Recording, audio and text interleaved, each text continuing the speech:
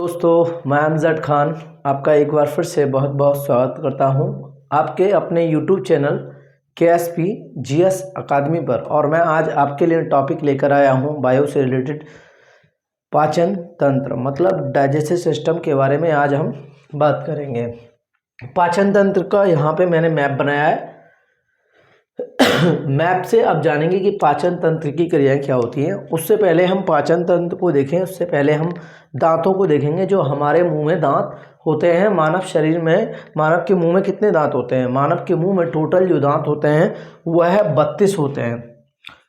32 होते हैं। आप मेरे से पूछेंगे 32 तो फिर दूध के दांत कितने होते हैं? तो दूध के दांत 20 होते हैं जो दोबारा आते हैं टूटने के बाद, ठीक है ना। जो मानव शिशु में जो सबसे पहले दांत आते हैं उनको कृंतक बोला जाता है, मतलब इंसीजर कहा जाता है। जो मानव शिशु में सबसे पहले आगे के दांत निकलते हैं वो काटने का कार्य करते हैं, उनको इंसीजर बोला जाता है। हिंदी में उनको कृंतक भी कहते हैं। उससे नेक्स्ट वाले जो दांत आते हैं उनको रदनक कहते हैं और इंग्लिश में उनको कैनाइन भी बोला जाता है। रदनक जो है वो भोजन को चीरने और फाड़ने का कार्य करते हैं। रदनक भोजन को क्या जो चीरने और फाड़ने का कार्य करते हैं। उससे नेक्स्ट वाले जो दांत आते हैं उनको कहते हैं अग्रचवर्णक प्रीमोलर, मतलब जो भोजन के बड़े टुकड़े होते हैं उनको छोटा करने का कार्य जो करते हैं वो अग्रचवर्णक करते हैं। इसको गाल दंत भी बोला जाता है, मतलब कि गाल की साइड में होते हैं तो क्या इनको गाल दंत भी बोला जाता है। तो इसको प्रीमोलर भी कहा जाता है। उसके बाद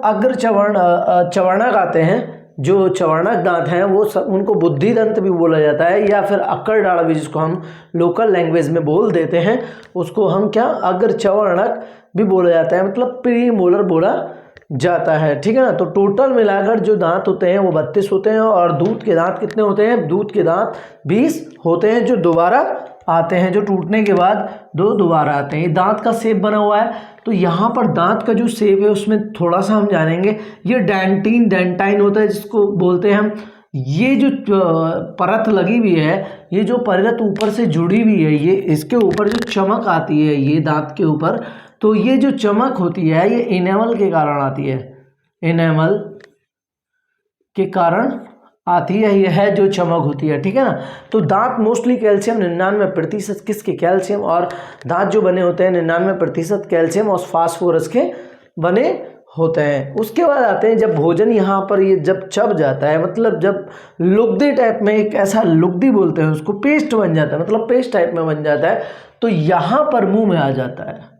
अब जैसे ही मुंह में आ जाएगा तो मुंह से ही पाचन शुरू हो जाता है, ठीक है ना। तो मुंह से यहाँ से पाचन शुरू हो जाता है। तो भोजन के साथ यहाँ पर जो भोजन का जो पेस्ट बनता है, लुगदी जिसको बोलते हैं, लुगदी, तो यहाँ पर क्या होता है, लुगदी जो होती है, लुगदी, तो लुगदी जैसे ही मिलती है तो यहाँ पर लार ग्रंथि सक्रिय हो जाती है। लार या लारा ग्रंथि भी इसको बोलते हैं, ठीक है ना। लार में बहुत से एंजाइम भी पाए जाते हैं जिनको म्यूसिन और टाइलिन भी बोला जाता है, ठीक है ना। लार मतलब लार ग्रंथि जो होती हैं वो आपसे पूछेगा कितनी जोड़ी होती हैं, तो लार जो ग्रंथि होती हैं वह 3 जोड़ी होती है, मतलब संख्या में 6 होंगी, अर्थात 6, और संख्या में वैसे पेयर जो बनेंगे वो 3 जोड़ी बनेंगे। 2 जबड़े के ऊपर होती हैं, उन ग्रंथियों को हम क्या सब मैंडिबुलर ग्रंथियां कहते हैं, ठीक है ना।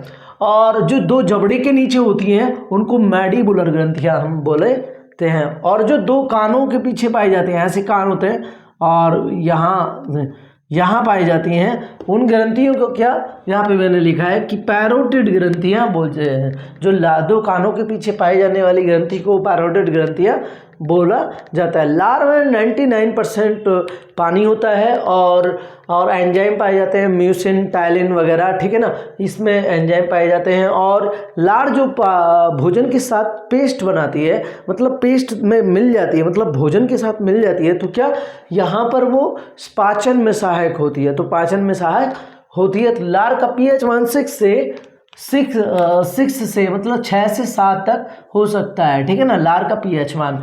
इसके बाद जब भोजन यहाँ पर आहार नली इसको बोलते हैं, ये संकुचन पाइप होता है, मतलब छोटा बड़ा हो जाता है तो इसे संकुचन, ये प्रतिवर्तित क्रिया होती है जो भोजन नीचे धकेलती रहती है, और जैसे ही जब भोजन यहाँ पे आता है तो फंस जाता है। तो आप पानी पीते हैं, फिर यहाँ पे जब भोजन आ जाता है तो एकदम बोलते हैं पानी चाहिए तो पानी पीते हैं यहाँ पे, ठीक है ना। जब भोजन फंस जाता है तो यहाँ पर फिर क्या होता है, यहाँ पर भोजन फंस जाता है तो यहाँ पर आहार नाल है, तो आहार नाल की दीवारों पर श्लेष्मिक ग्रंथि पाई जाती है, जो श्लेष्म रस छोड़ते हैं, जो चिकनाई तरल पदार्थ होता है रस छोड़ते हैं, जिससे भोजन नीचे धकेल दिया जाता है। उसके बाद जो आता है अमाशय आता है, जिसको हम लोकल लैंग्वेज में पेट भी बोल सकते हैं। अमाशय, अमाशय जो होता है वह यू प्रकार की आकृति को होता है, मतलब जो उसका शेप होता है, जैसे शेप हम जानेंगे मतलब आकृति को हम जानेंगे तो यू प्रकार की आकृति का होता है। अमाशय की दीवारों पर जठर ग्रंथियां पाई जाती है, और जठर ग्रंथि से जठर रस स्रावित होता है, और जठर रस का पीएच मान 9.9 से 1.5 तक इसका पीएच मान होता है। कभी कभी ऐसा होता है कि जैसे सफ़र कर रहे होते हैं हम लोग, तो क्या उल्टियाँ ज़्यादा होती हैं, वॉमिटिंग ज़्यादा होती है, तो डाइजेस्ट नहीं हो पाता है, तो यहाँ पर HCl नहीं निकल पाता है, मतलब HCl नहीं बन पाता है, और HCl भोजन के भोजन को सड़ने से बचाता है और हड्डियों को गलाता है। हाइड्रोक्लोरिक अम्ल इसको बोला जाता है, इसकी फुल फॉर्म हाइड्रोक्लोरिक अम्ल है, मतलब भोजन को सड़ने से बचाएगा।